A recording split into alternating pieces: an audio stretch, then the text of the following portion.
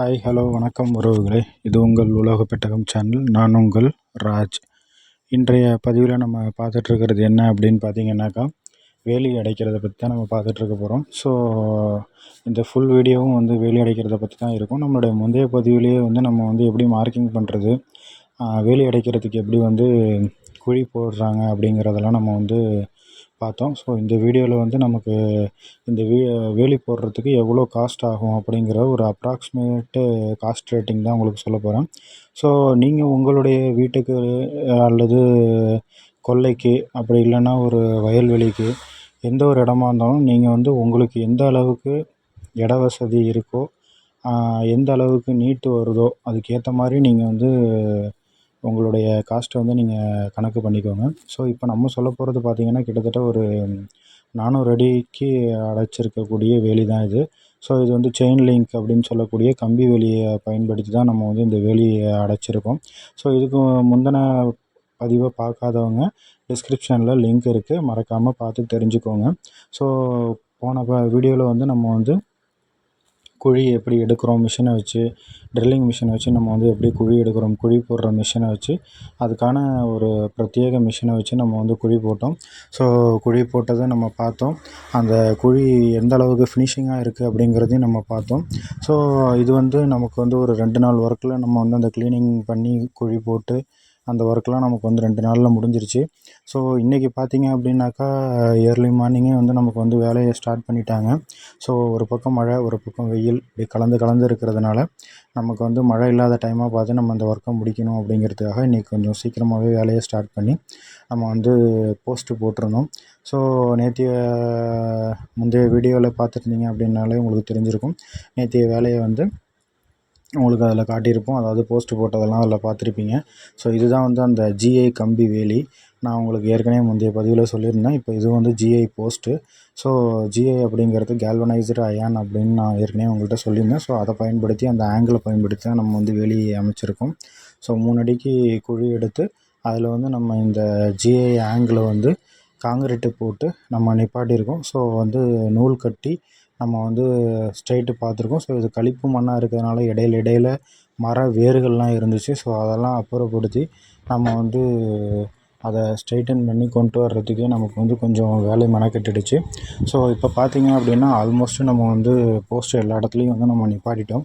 So இந்த ஒரு side பார்த்திங்க அப்படின்னா கிட்டத்தட்ட ஒரு 80 அடி, அதுக்கப்புறம் ஒரு 50 அடி ஒரு எல் ஷேப்பில் போகும். ஸோ இதை நீங்கள் உங்கள் வீடியோவில் பார்த்தீங்கனாலே உங்களுக்கு நல்லா கிளியராக தெரியும். இந்த ஜிஐ வேலி போடுறதுனால என்ன பயன் அப்படின்னு பார்த்தீங்கன்னாக்கா, நமக்கு இது லைஃப் லாங் ரொம்ப அப்படியே கிடக்கும். ஸோ துரு பிடிக்காது. இந்த கேல்வனைஸ்டு அயனுங்கிறது அவ்வளோ சீக்கிரம் துரு பிடிக்காது. சொல்லப்போனால் துருவே பிடிக்காதுன்னு தான் சொல்லணும். ஸோ அதனால் அந்த குவாலிட்டிக்காக தான் நம்ம இதை யூஸ் பண்ணுறோம். நம்ம யூஸ் பண்ணியிருக்க வேலியை பார்த்தீங்க அப்படின்னாக்கா, கிட்டத்தட்ட இந்த ஒரு ரோல் பார்த்திங்கன்னா 55 அடியிலேருந்து 60 அடி கிட்ட வரும். இதனுடைய வெயிட்டு பார்த்திங்கன்னா 114 கிலோ வெயிட் இருக்கும். ஒரு கிலோ 80 ரூபா கிட்ட ஜிஐ வரும். ஸோ 70லேருந்து 80 அப்படின்னு கூட நீங்கள் வச்சுக்கலாம். ஸோ நான் உங்களுக்கு தோராயமாக சொல்லக்கூடியது 80 ரூபா நான் அப்ராக்சிமேட் ரேட் சொல்கிறேன். ஸோ நம்ம ஒரு 9 ரோல் நம்ம பயன்படுத்தியிருக்கோம். இதில் பார்த்திங்கன்னா நம்ம ஒரு 9 ரோல் பயன்படுத்தியிருக்கோம். இப்போ அடுத்த ஒரு எல் ஷேப்புக்கு நம்ம நூல் பிடிச்சி அடுத்த போஸ்ட்டு நம்ம நிப்பாட்டுறோம். ஆக்சுவலாக ஒரு எல் ஷேப் நம்ம போட்டாச்சு. இது இன்னொரு எல் ஷேப்புக்கு நம்ம போட்டுட்ருக்கோம். ஒரு 200 அடிக்கு நம்ம கம்ப்ளீட் பண்ணியிருக்கோம் 2 நாளில். ஸோ இன்றைக்கி 3ஆவது நாள் ஒர்க்கில் பார்த்திங்க அப்படின்னாக்கா, அதனுடைய கண்டினியூட்டி தான் நான் உங்களுக்கு காட்டிக்கிட்டு இருக்கேன். ஸோ அடுத்தது நூல் பிடிச்சி நமக்கு போஸ்ட்டு நிப்பாட்டியிருக்கிறாங்க ட்ரில் பண்ணி. ஸோ அதை பார்த்திங்கன்னா உங்களுக்கு அந்த ஸ்ட்ரைட்டிங் தெரியும். ஸோ இது பார்த்திங்க அப்படின்னாக்கா, நமக்கு வேலி ரொம்ப வெயிட்டாக இருக்கிறதுனால 2 பேர் வச்சு நம்ம இந்த ஒர்க்கு பார்க்க முடியாது. ஸோ அதனால தான் நம்ம 4 பேரை யூஸ் பண்ணி நம்ம இந்த ஒர்க்கை பார்த்துட்ருக்கோம். ஸோ வேலி அதிக வெயிட்டு கனமாக இருக்கிறதுனால 2 பேர் வேலியை தூக்கி பிடிச்சிப்பாங்க. ஸோ 2 பேர் இழுத்து கட்டுறதுக்கு நம்ம பயன்படுத்திக்கிறோம். ஸோ இப்போ உங்களுக்கு வேலியை பார்த்தீங்கனாலே அதனுடைய கனம் நல்லாவே தெரியும். இது கனமாக இருக்கிறதுனால நமக்கு என்ன ஒரு யூசேஜ் அப்படின்னு பார்த்தீங்கன்னா, ஒரு ஆடு மாடு எதுவாக இருந்தாலும் வேலியில் உராசும், படுக்கும், அப்படி இல்லைன்னா அது மேலே கால் வச்சு ஏறும். ஸோ இதுமாரி பண்ணும்போது நம்ம சாதா வேலியாக இருந்ததுனாக்கா அது சாயறதுக்கான வாய்ப்புகள் இருக்கும். ஸோ நம்ம வந்து கலாய் ஆங்கிள் யூஸ் பண்ணி போஸ்ட்டு போட்டிருக்கோம். 2வது இந்த வேலி வந்து ரொம்ப கனமான வேலி போட்டிருக்கிறதுனால ஒரு ஆடோ மாடோ சாஞ்சாலும் இது வந்து ரொம்ப ஹெவியாக இருக்கிறதுனால நமக்கு அவ்வளோ சீக்கிரத்தில் இந்த வேலி வந்து சாஞ்சிராது. ஸோ இது வந்து நமக்கு ரொம்ப ஸ்ட்ரென்த்தனாக இருக்கும். அதனால தான் நம்ம வந்து இந்த வேலியை வந்து யூஸ் பண்ணுறோம்.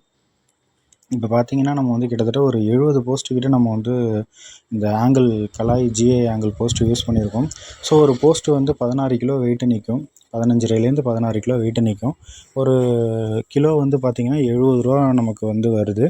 ஸோ இதை வந்து நீங்கள் கணக்கு பண்ணிக்கோங்க. உங்களுக்கு நீங்கள் போடுற இடத்துக்கு உங்களுக்கு எந்த அளவுக்கு தேவைப்படுதுங்கிறத ஏற்ற மாதிரி கணக்கு பண்ணிக்கோங்க அந்த காஸ்ட்டை. ஸோ நான் போட்டதை உங்களுக்கு நான் சொல்கிறேன். இது இல்லாமல் பார்த்தீங்க அப்படின்னா ஒரு 5 மூட்டை சிமெண்ட்டு தேவைப்படும். 400 அடிக்கு நான் சொல்லிகிட்டு இருக்க கணக்கு எல்லாமே 400 அடிக்கு தான் நான் உங்களுக்கு சொல்லிகிட்ருக்கேன். ஓகேங்களா? இப்போ வந்து ஒரு 5 மூட்டை சிமெண்ட்டு தேவைப்படும். அப்புறம் பார்த்திங்கன்னா ஒரு மண் வந்து ஒரு அரை யூனிட்டு தேவைப்படும். அப்படி இல்லைனா ஒரு 1/4 யூனிட்டு கூட நீங்கள் வச்சுக்கலாம். கலந்து கூட நம்ம யூஸ் பண்ணிக்கலாம். இப்போது காங்கிரீட்டு போடுறதுக்கு தானே, மண்ணில் கீழே நம்ம திரும்ப போடுறதுக்கு தான். ஸோ அது கூட நம்ம போட்டுக்கலாம். சிப்ஸ் இருந்தாலும் நீங்கள் சிப்ஸை யூஸ் பண்ணிக்கலாம். முக்கா ஜல்லி யூஸ் பண்ணிக்கலாம். காங்கிரீட்டு போட்டு எப்படி குழச்சி போடுறாங்க அப்படிங்கிறதும் நம்மளோட முந்தைய வீடியோவில் நீங்கள் பார்த்துருப்பீங்க. ஸோ பார்க்காத ஃப்ரெண்ட்ஸ் பார்த்து தெரிஞ்சுக்கோங்க. இந்த வீடியோ வந்து உங்களுக்கு பயனுள்ளதாக இருக்கும் அப்படின்னு நான் நம்புகிறேன். நம்மளுடைய சேனலை இது வரைக்கும் சப்ஸ்கிரைப் பண்ணாதவங்க சப்ஸ்கிரைப் பண்ணிக்கோங்க. லைக் பண்ணுங்கள், ஷேர் பண்ணுங்கள், மறக்காமல் சப்ஸ்கிரைப் பண்ணுங்கள். உங்களுடைய ஃபேமிலி அண்ட் ஃப்ரெண்ட்ஸ் மெம்பர்ஸ் எல்லாருக்கும் இது பயனுள்ள வீடியோவாக இருந்தால் நீங்கள் கண்டிப்பாக ஷேர் பண்ணுங்கள்.